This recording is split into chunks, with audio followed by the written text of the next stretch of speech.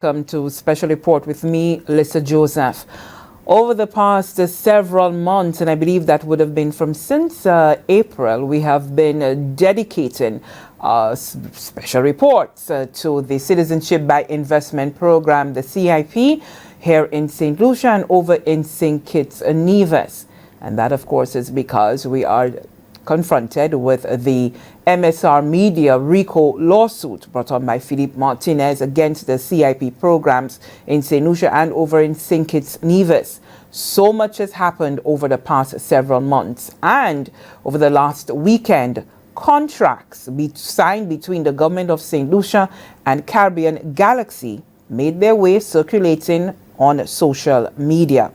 And that was because for several months now, the government of St. Lucia has been denying that it has ever allocated or approved some 5,000 and 6,000 applications, citizenship applications for Caribbean Galaxy in its respective programs. That would be the Connell's Hotel Development Project, as well as the new infrastructure option that Caribbean Galaxy is now involved in here. Philippe Martinez has somewhat been vindicated because those contracts made their way so that the public themselves can read it. And so we want to say hello to Philippe Martinez, who over the past several months has been quiet. In the last 2 months, I believe, has gone quiet.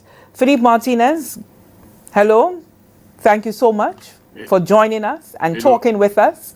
You have been somewhat, as they would say, missing in action. Is that correct? Hello, Lisa. How are you? Doing well. Yes, it's never good for the people we are investigating when I go quiet. It's never a good sign for them. And I intend to go very quiet for the next 2-3 months. And some are wondering whether you had perhaps given up on the whole RICO matter, but you have the legal battles pretty much in 3 areas. Not only are you dealing with the RICO case, but you're dealing with the defamation case brought on by Caribbean Galaxy and former Prime Minister St. Kitts Nevis Timothy Harris, and you also have the judicial review that is happening over in St. Kitts Nevis. So you have been very busy in the courtroom. Yes, we have, and you forgot to mention that Caribbean Galaxy and Timothy Harris tried to cancel our court order to obtain their bank transaction, which we won again. So it's been very, very busy. Now you have, last night, Monday night, there was a premiere of a podcast on the Impact World Media platform. And this is a platform owned by you. Can you talk to us about Impact World Media and what exactly is the objective, the aim, the goal, the mission of Impact World Media? Well, through this long battle, I developed a really how would I describe it? A love for finding the truth. So pretty much the job that you're doing. And I also noticed that there is a lot of fake news and fake information, and not really stepping back when you study a case and try to understand the bigger picture. So we're not going to be a news organization that breaks the news every day or makes a report every day. Not at all. We're going to be studying, investigating subjects, not only on CBI, of course, Geopolitical, and we have several correspondents all over the world. And corruption is going to be something very big for us. Banks that are laundering money and things like that. Sounds like you're going to have your hands full there, Philippe, with this new venture that you've created. Now, on that platform on Monday evening, You dealt with the CBI, as it's called over in St. Kitts Nevis, the equivalent of CIP here in St. Lucia. You discussed at length what you faced in St. Kitts Nevis from your perspective and why you brought on the legal challenge that you did with respect to the operations of the CBI there involving Caribbean Galaxy. Now, this protracted battle to last night, I was really surprised, taken aback, that you said that former Prime Minister Denzel Douglas is now out of any form of litigation that you are bringing on. I'm totally taken aback. Why did this happen? Well, because I sent my team, Mr. Buloa, who's a former U.S. government official, and my lawyer from St. Kitts, to St. Kitts. They met, they had several meetings with Mr. Douglas and his lawyer. Those meetings were very, very important, very informative. And as a conclusion of those meetings, like I said last night, I've instructed my lawyer to release Mr. Douglas from the RICO case. There is no settlement, there is no money exchange. It was really the report that Mr. Buloa gave me that has convinced me to remove Mr. Douglas from the RICO case. Well, someone hearing this would say, what? All it took was to have a meeting with Douglas or for him to be removed from the RICO case? And you say that there is no settlement. So there is no settlement, no money exchange, and it's not one meeting, it's several meetings. And if you don't mind, Lisa, because of the nature of what's going on, I will not discuss the content of those meetings. I am going to ask then whether Denzel Douglas, the statements that would have been made in those meetings, is it helping your case in any way? I'm not going to comment on the content of those meetings. Also on your platform, and St. Lucia was introduced to Impact World Media once the contracts signed between the government of St. Lucia and Caribbean Galaxy made its way on the platform. That was our introduction to it. Why did you decide to publish those contracts? Well, you know, in April 18, I believe, is when I sent a letter to St. Lucia official asking them to come to Washington, D.C. and review our evidence. Well, you know what happened. They have insulted me. They have dismissed the issue. And it was not a good idea. So I just waited, because I think I've told you many times that I'm a chess player and I know how to make my move. I've waited for Mr. Hilaire to deny and say that I was lying, that he has never given 11,000 units, which is as much as 45,000 new citizens, on top of the existing 700 units that Galaxy has been given for the Canal Resort. So I let him dig his own grave and lie. And I was waiting for two things. One, I was waiting for him to go to Parliament and say, it's ridiculous. You know, those numbers, 12,000, 14,000, it's a lie. And I also was waiting for the outcome of the American election. And when that happened, I decided that it was in the interest of the people of St. Lucia to know that their deputy prime minister has lied to them for several months and has lied in Parliament. I've seen his reaction on when you interviewed him yesterday, and the deflection. And I was thinking about it last night, and it makes me think something. If Ernest Hiller was in a coffee shop and someone would come to see him and say, "You are a voleur and give me my CBI money." If Ernest would then get upset and pull a gun and kill the guy, he will look around the people and say, "Look what Alain Chastanet has made me do." It's all with him about trying to deflect on the opposition and about Alain Chastanet.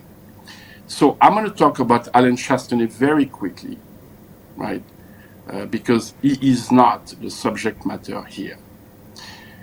Alain Chastanet came to Washington, D.C. and met me and others.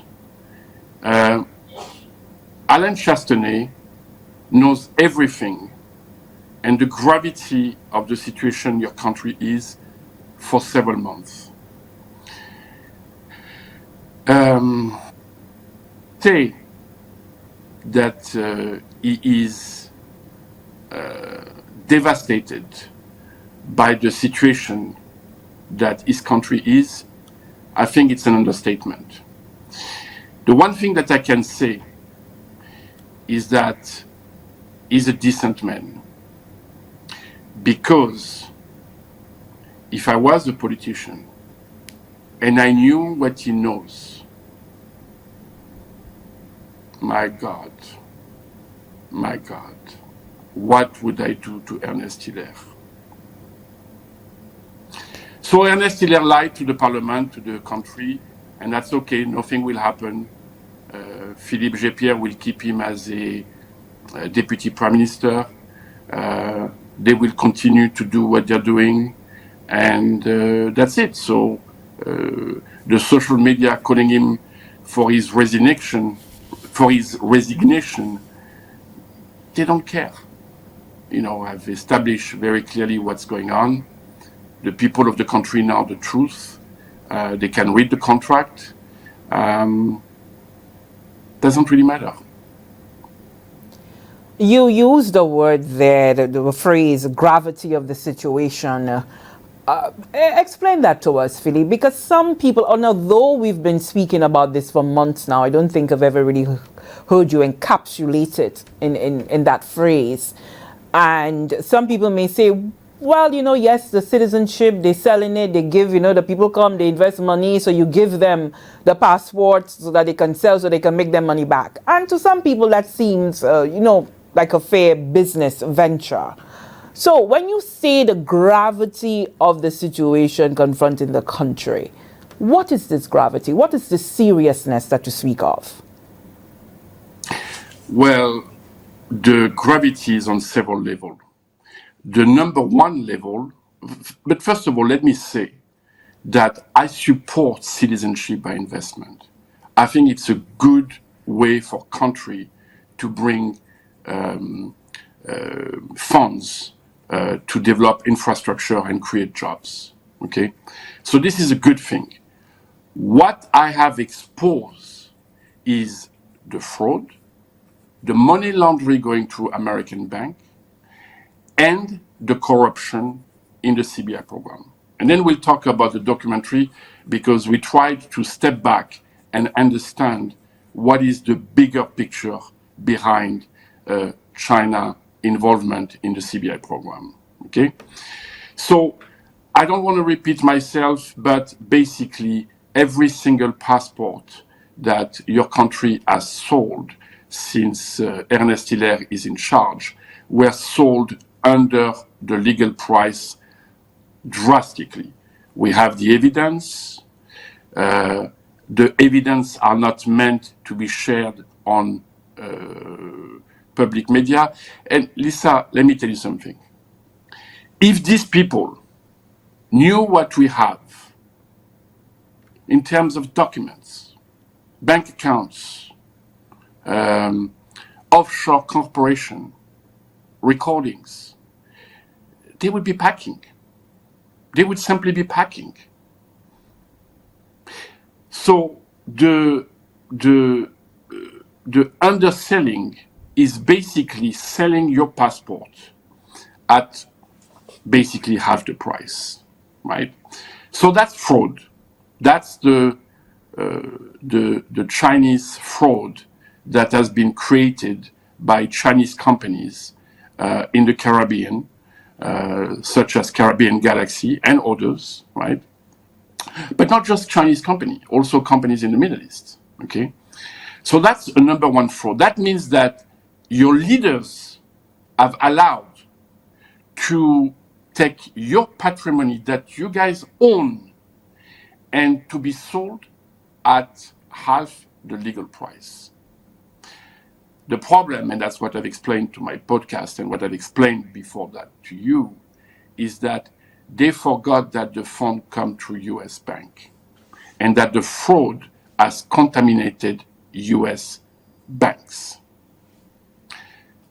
That's a major problem. So that's problem number one. Problem number two is corruption, right?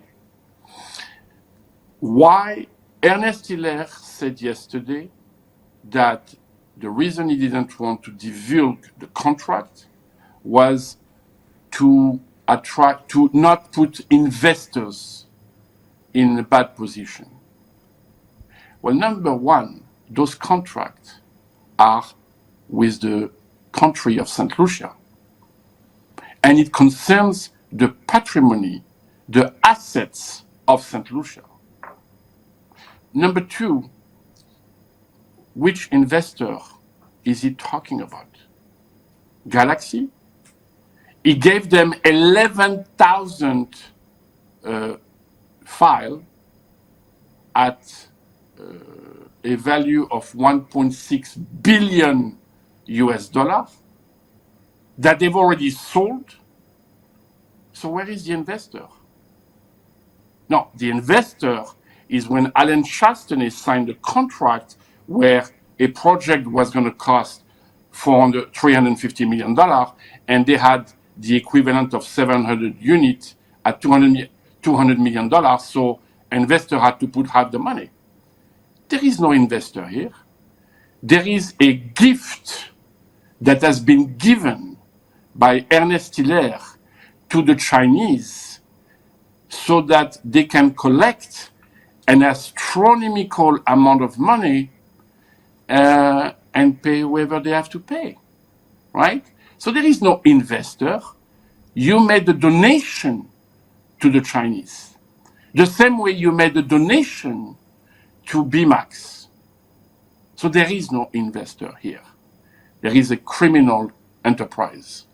Let me just ask you with respect to the contracts and whether, what exactly stood out to you, because... And Lisa, just to interrupt you for 1 second, an investor put money up front. Where is the $100 million of the infrastructure, right? There's no $100 million that's been paid. They said that the project hasn't started yet.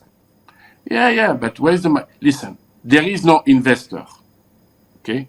It's a criminal enterprise where a donation, a gift, has been given to the Chinese and to BMAX to a smaller level. I can't substantiate that it's a criminal enterprise. I cannot substantiate it no, here. But I can say what I want.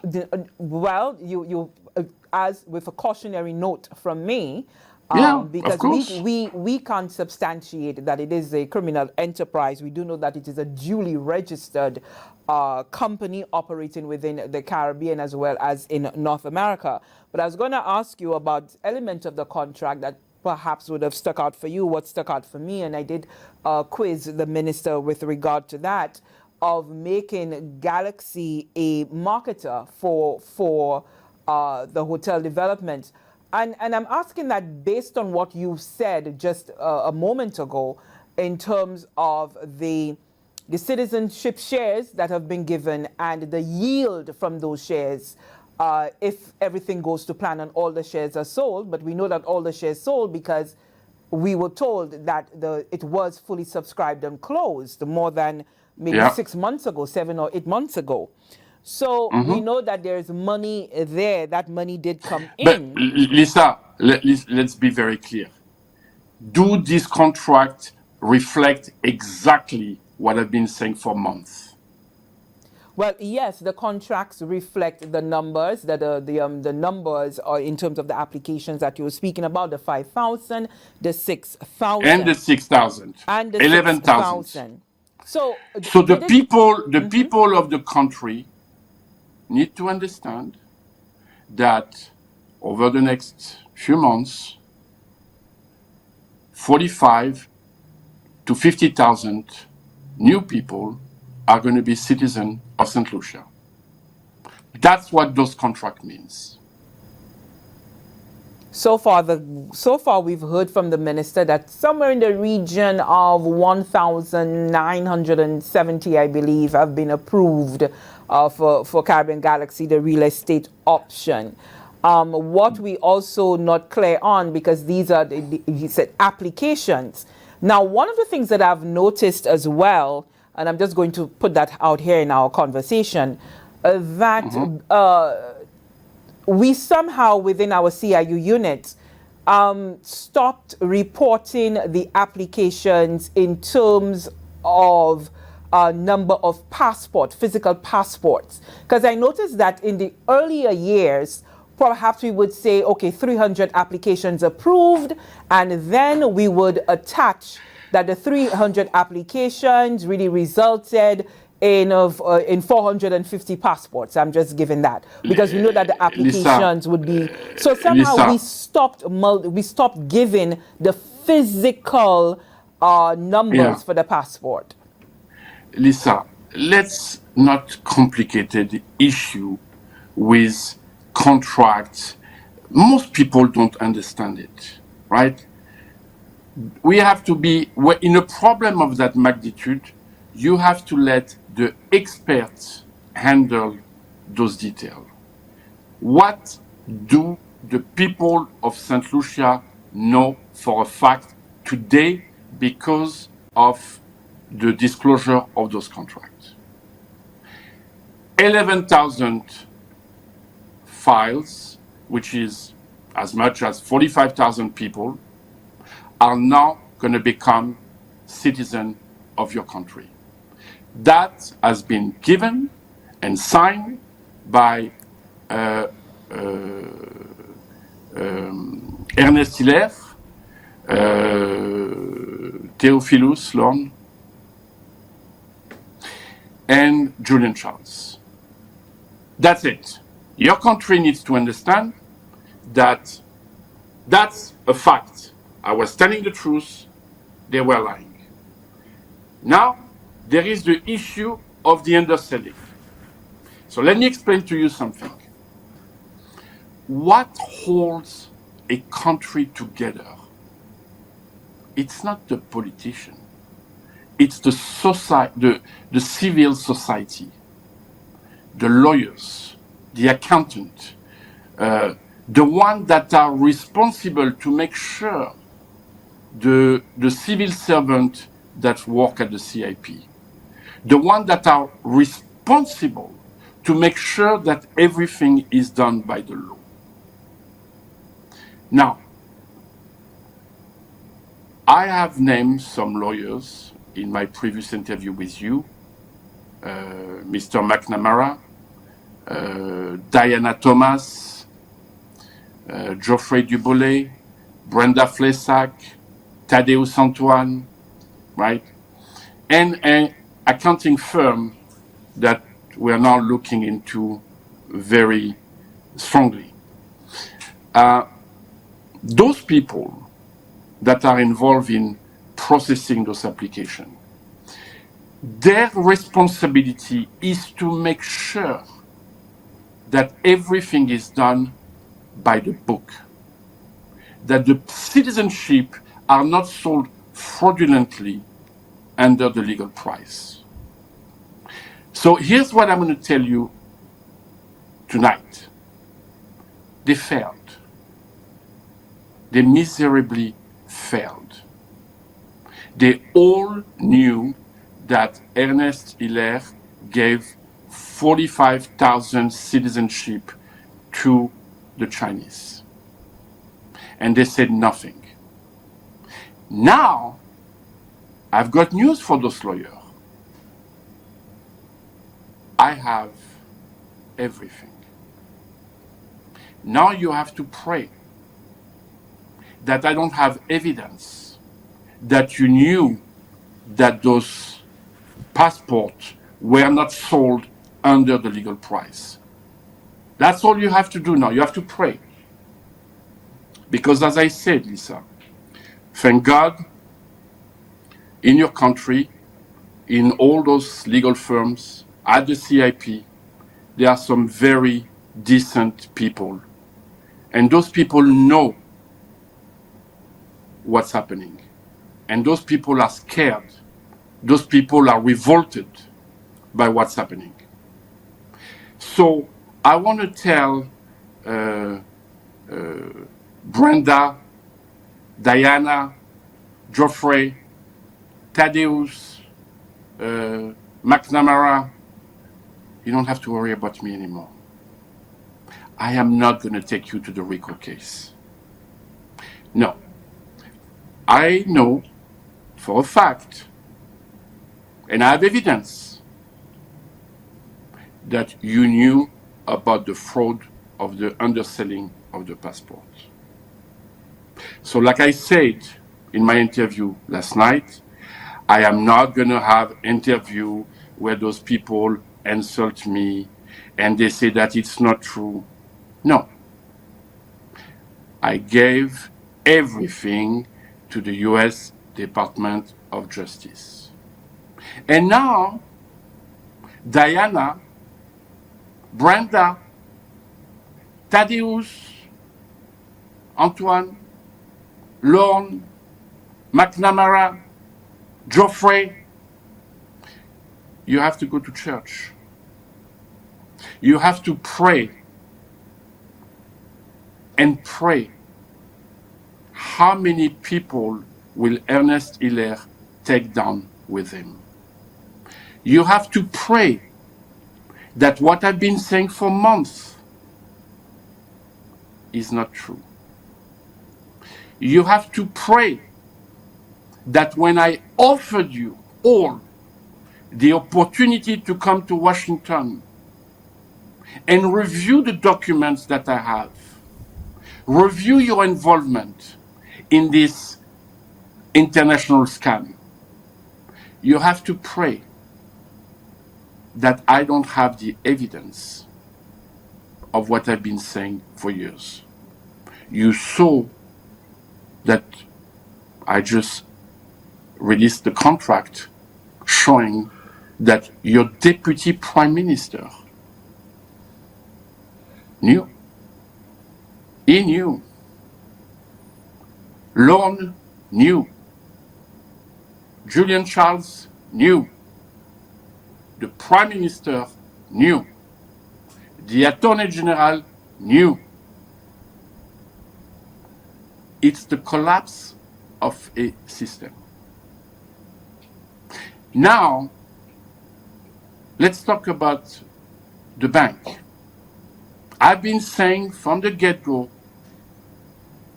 that Chinese scam of underselling that create money laundering to the banking system. The money ends up in your bank. Now, who's in charge of the bank? Jean-Marie? What qualification as a banker Jean-Marie has?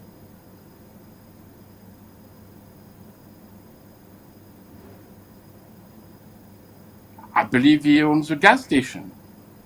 If I want to fill my car with gas, I'll call Jean-Marie.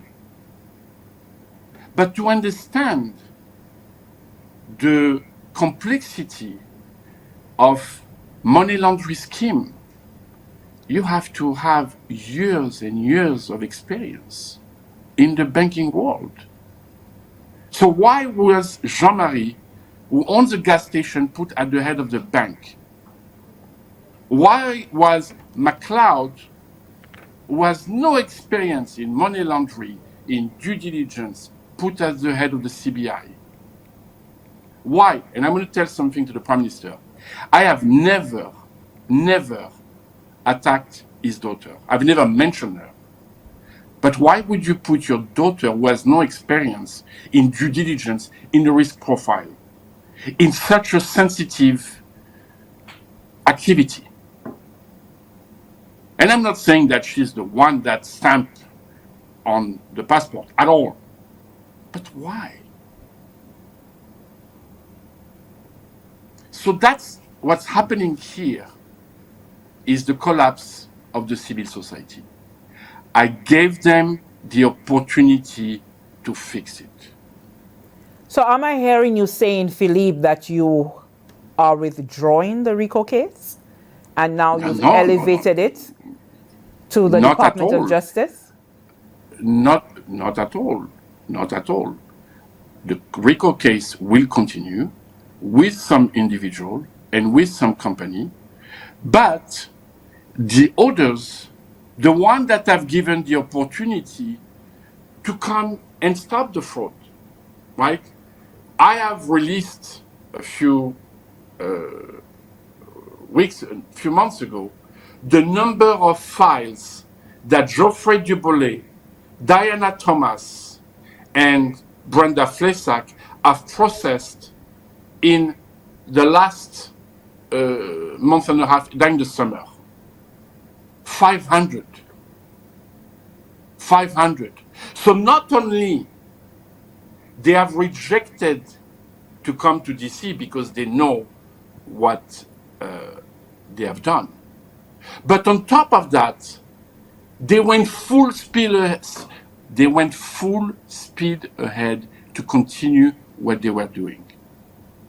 So now, I don't want to talk to them.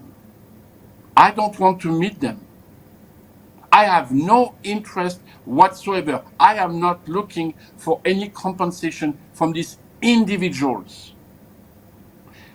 But I passed every document in my possession that I received from people that knows that what they're doing is illegal. And I passed it on to the US Department of Justice. So why does that... Go ahead before I ask my question. No, please. Oh, okay. Where does that leave our Deputy Prime Minister, Dr. Ernest Hilaire?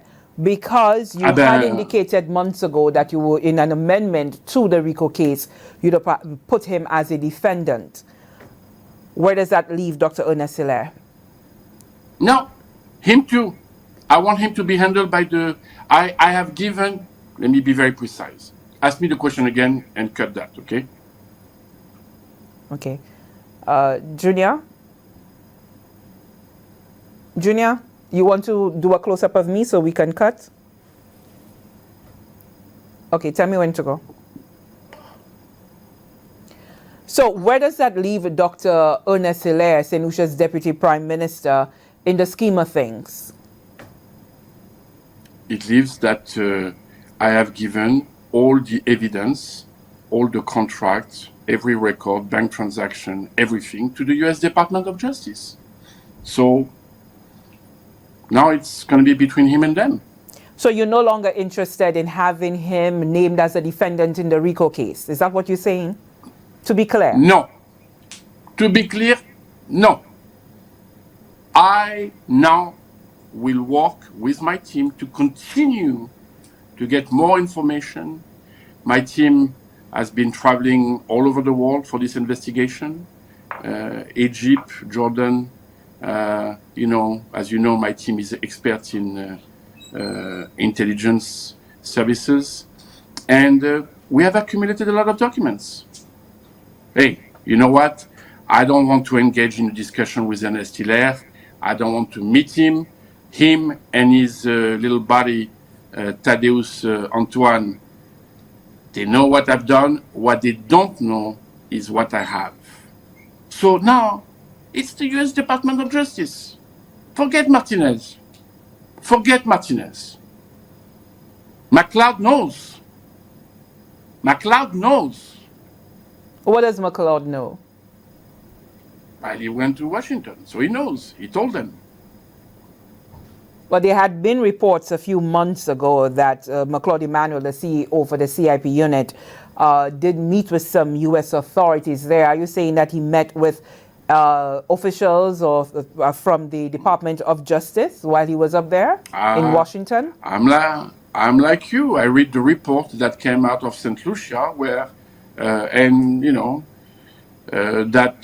says that McLeod met with the U.S. authority and agent of Homeland Security.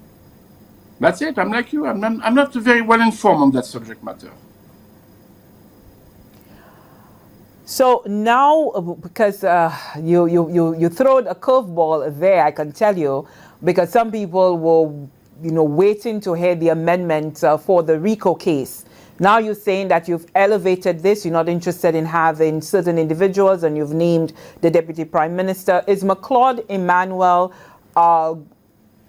still on as a defendant in the RICO case, or are you passing that along as well? You will see. Shortly, only a few weeks to wait, right? This now has elevated to a completely different level. But one of the things... Lisa, I'm sorry. They have always called me names, right? They have all said, oh, that guy, all he wants is money. Ernest, look at me.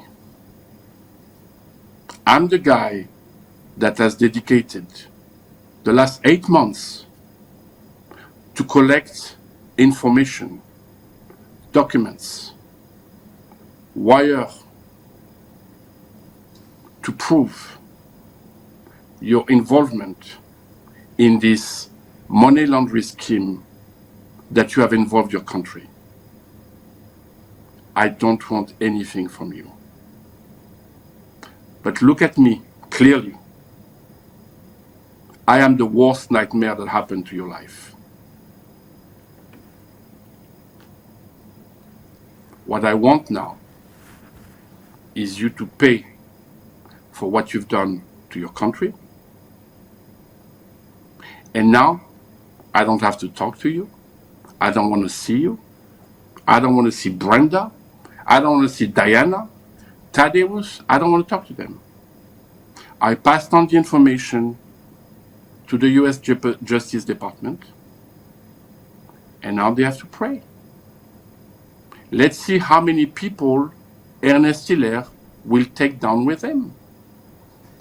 But one of the things happening behind the scenes, Philippe, would have been the efforts by the defendants to have themselves removed, dismissed from this RICO case by claiming diplomatic immunity. So talk to me about that and the challenge that seemed to, did it pose a challenge at all? I'm not going to discuss the challenge or not of the RICO case, but one thing for sure, that for criminal, there is no immunity. Okay? That's what I'm going to say. In the few more minutes that we have, the Impact World Media, you will be debuting a documentary come very soon, in the next 2 months, thereabout, month and a half, dealing with the sort of infiltration that you refer to it of Chinese interest within the Caribbean basin. Before we get to some more discussion on that, we have the promo for that documentary. So let's take a look and we'll come back and have a discussion.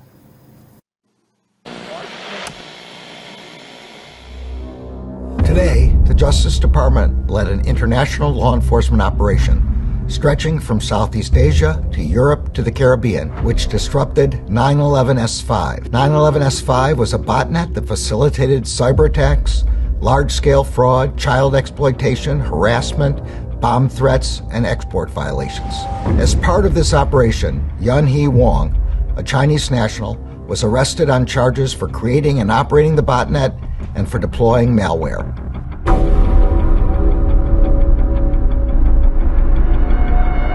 China in the Eastern Caribbean islands today sees a way for infiltration closer to the United States. When China looks at the Caribbean, it understands that so many of those states that do recognize Taiwan are there. That makes the region particularly important strategically. Roosevelt Skerritt, in an interview he conducted, agreed with China absorbing Taiwan. Part of the Chinese international business model is to put its people in your country, put its capital in your country, and gain a foothold in that country in every aspect of human endeavor. The Chinese population under the CBI program will overcome and overwhelm those little islands where they'll have the votes to control the Caribbean islands. So you're looking at literally billions of dollars that were generated through our citizenship scheme that went in the direction of private people, both outside and inside the Federation, but did not bring any substantial benefit to the country. So they have robbed, betrayed the people of their country right under the version of "we love you." There has been far too little public focus on the fact that PRC hackers are targeting our critical infrastructure, our water treatment plants, our electrical grid, our oil and natural gas pipelines, our transportation systems, and the risk that poses to every American requires our attention now. In peacetime, that level of influence that China achieves commercially creates opportunities for China to advance their objectives in the region. In wartime, those relationships become even more concerning, especially given how close the Caribbean and Mexico and Central America are to sensitive U.S. military facilities. It's been like watching a slow-motion train wreck, something that everyone can see happening, but everyone is tragically unable to stop.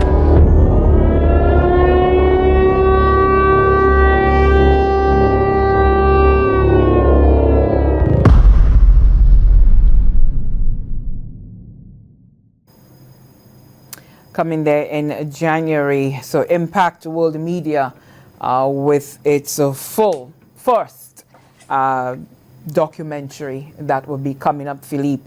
And there's no doubt to say that the inspiration behind that, of course, is to take a closer look at what's happening in the region. Why was it so critical for you to spotlight this? Because once you overcome the issue of fraud, money laundering and corruption, you have to step back. And you have to say, all right, what's the big picture here? You know, step back, forget the fraud, forget all of that. What's the big picture? And then you realize that most of those Caribbean islands are now have citizens by the thousands that will soon become more than the local population. Most of them are from China. China does not recognize dual citizenship. How is it possible in such a police state like China that companies like Galaxy, like Global Visa, can openly sell Caribbean citizenship to the country? How is that possible in such a police state like China? What's the agenda? What are the dangers for the United States? You see, there is a clip of the FBI director explaining that there is not enough media attention to the danger of China spy activities. What is the danger for the United States to have countries that now are going to be controlled by, Chinese citizens, and also the fact that you have criminals that are being arrested in the United States for major crime, like the one that we've mentioned in the Attorney General. Last week, your deputy prime minister had to cancel, I believe, a Chinese citizen passport because he said that he will harm the reputation of the country. Yes, individuals seem to have been involved in some fraud. Yes. Exactly. This is only the beginning. I have warned them. I told them to come to DC. They refuse. So now we're making a documentary, right? We have a lot of interviews to conduct with some very important people. And we will show the documentary to the members of, we will send the documentary to the members of the US Senate and the US Congress at the end of January when everything is going to be settled in the US, to show them, to alarm them, and to show them the danger that it represents to have Chinese intelligence, Chinese criminal who are now have a lot to say in those countries. And the irony is that in the case of the citizenship program, they got it on a 50% discount by buying the citizenship at half the legal price. So you have to learn to step back and see what's the bigger picture. And the bigger picture is what we say in our documentary, the men who sold the Caribbean to China. It's their right to do so. If I was from St. Lucia, I would consider that an act of treason, because there is no doubt about that when you look at the contract of Galaxy, in less than 5-10 years, your population on the paper will be vastly composed in majority of Chinese citizens and citizens from the Middle East as well. So in a situation of conflict, and Taiwan is a big geopolitical issue, how much of a say will your country will have? Well, one of the things that the leaders have been consistent in saying is that, though we are small, but we are sovereign and we have the right to make our own decisions and decide on who we associate with and form diplomatic ties Absolutely. And cooperation with. And also what we've heard in the last week or two. But let me rephrase that, right? Absolutely. And each nation has the right. And if Ernest Hiller wants to have the population of his country to be majority Chinese, that is right as the deputy prime minister and Philippe Gépierre to decide that. They made that decision, obviously. You can look at the contract. But they shouldn't be laundering money through their scheme to do that via the US banking system. That's my issue. Okay? And my issue in the documentary is to show to the US Congress member and to the US Senate member what's happening, because the fact is the US has not really paid attention in the Caribbean for many, many years. And that vacuum has been replaced by China. And so you're hoping that this documentary is going to give a sort of awakening to the U.S. authorities to pay attention? I'm not hoping. Everything I say I will do, I deliver. And you want that awakening. Why, Philippe?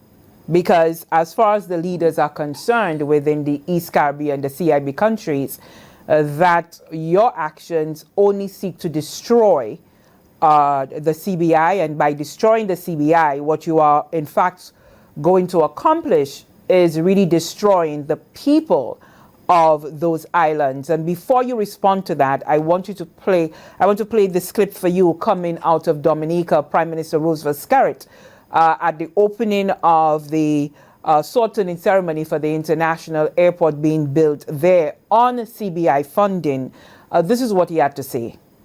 Prime Minister the Honorable Roosevelt Skerrit continues to warn of the dangers of attacks on the CBI program, which is solely responsible for funding Dominica's international airport. Let us understand this, that if these people are successful in stopping the CBI, this international airport project would be in jeopardy.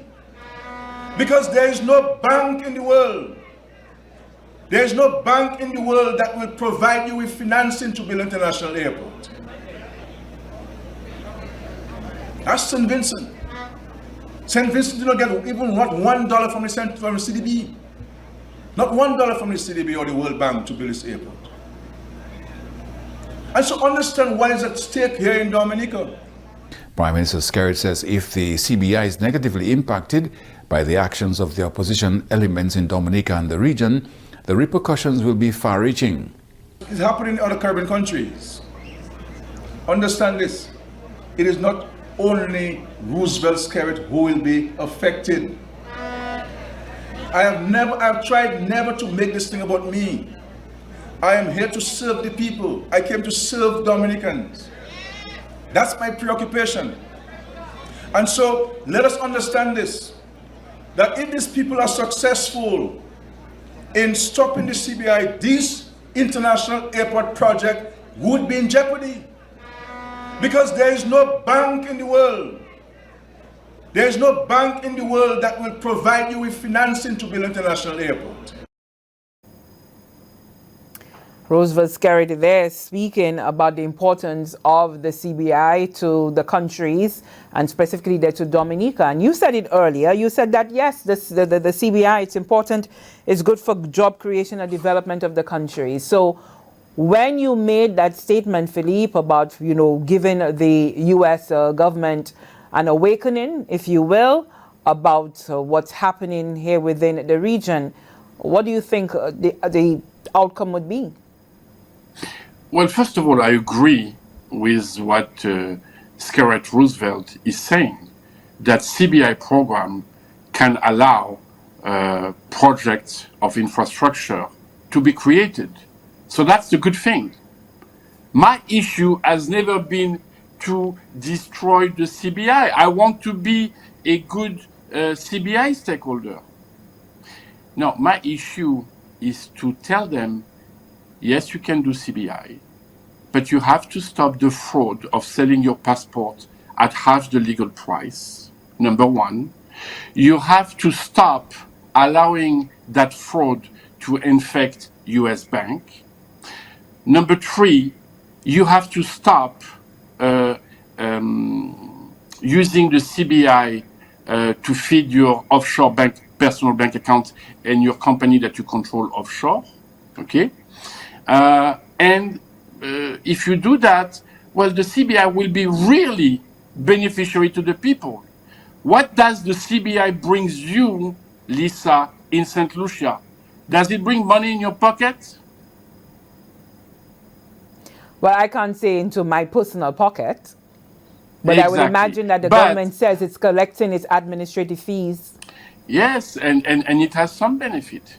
But what we have to look at, what happened to the money? Where is the money? Which politician benefited from that money? And those bank subpoenas that I have obtained are quite revealing. And they involve Dominica. So, all of that could have been resolved if they would have listened to me back in April and came to DC. And I would have showed them all the evidence that we have. They haven't seen anything.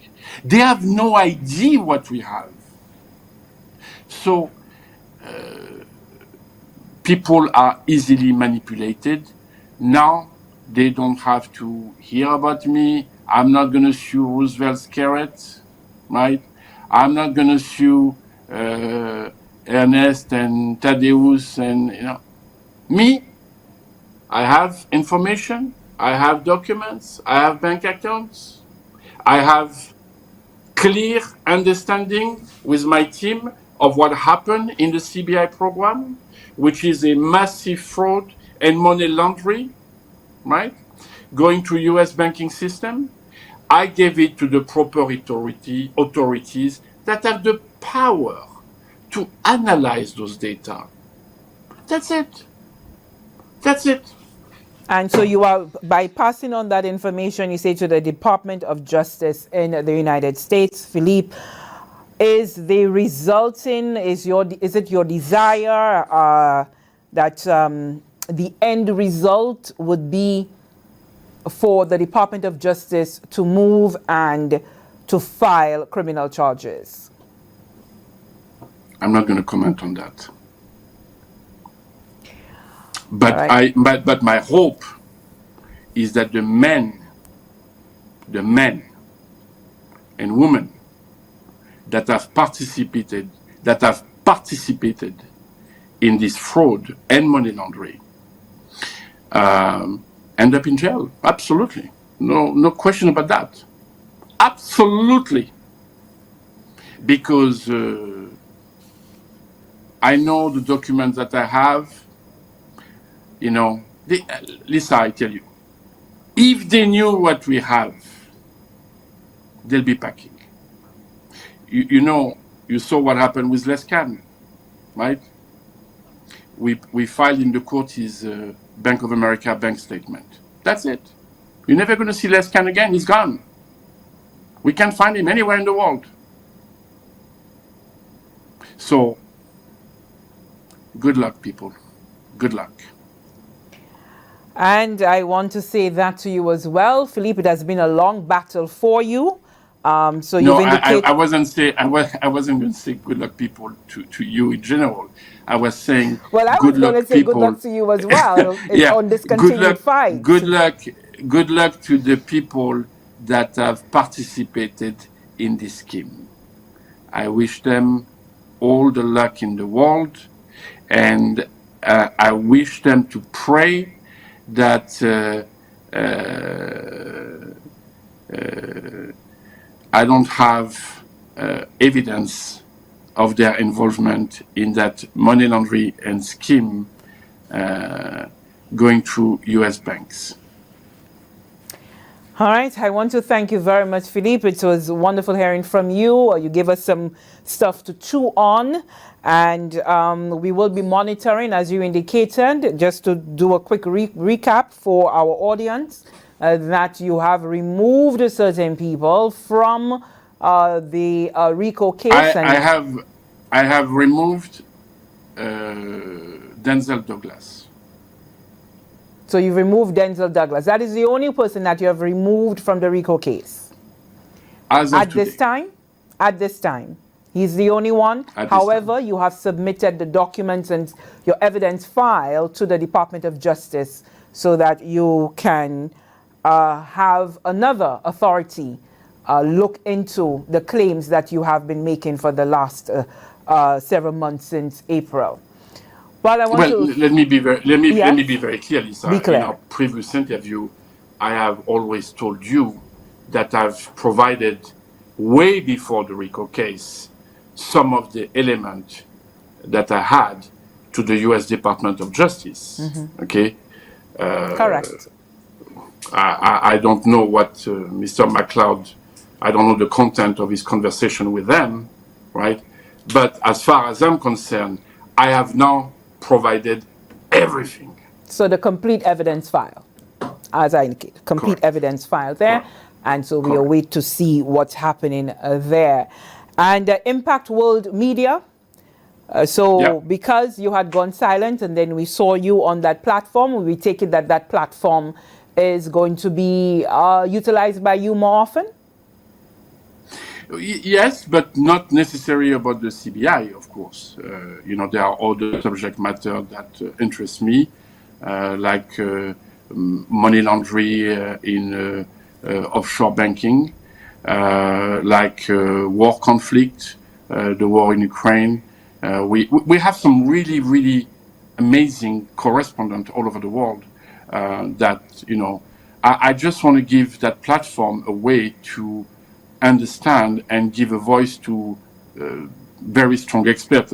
You know, like you saw that Professor R. Evan Ellis from the War College of Washington, D.C. The man is an expert in China infiltration of the Caribbean, or China's presence in the Caribbean and Latin America. Interviewing him has been incredible amount of knowledge of things that. So I'm someone that look forward to learn. So that platform is for me to learn things. Well, thank you very much for that, Philippe. Thank you so much for speaking with us, keeping us updated on the issues, and we hope to speak with you soon. And that's our time here on the special report. I want to thank you so much, my audience, for tuning in, and I will see you next time.